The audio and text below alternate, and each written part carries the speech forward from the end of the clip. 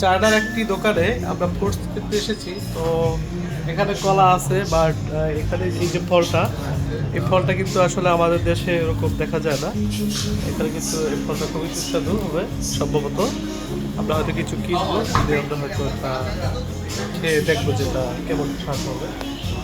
আর এখানে কিন্তু অনেক ফল আছে, যে ফলগুলো আমরা আসলে দেশে দেখতে পাই না এবং খেতেও পাই না। আমরা এটা আজকে কিছুটা কিনে আমরা খেবো।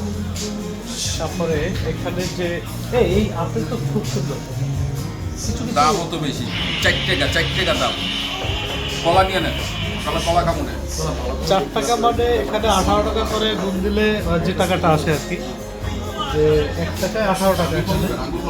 তো একটা আপেল ওরা 4 টাকা চাচ্ছে। আর এখানে কিছু আছে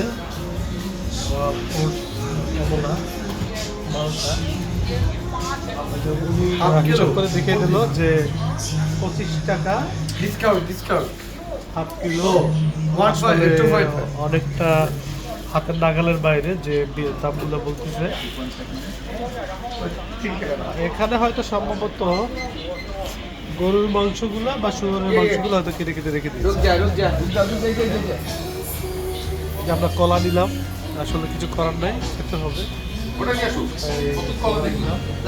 ওরা আসলে ওয়েটে, এই যে ওয়েটে কলা দিল, এই যে ওয়েটে ওই সাইডে নাই, পাশে সরে গেল। এটা খুবই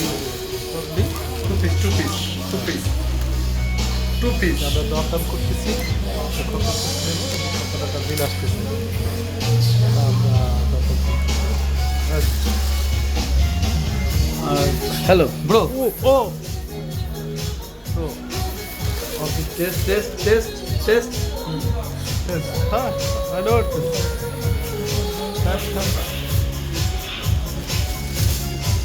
আমি কি বাদ যাবো? এই যে আমরা একটা নিলাম, ঠিক খেলাম আর কি। ওনার কাছে কথা বলেই আমরা খেয়েছি, যে ভাই একটা খাইতেছে।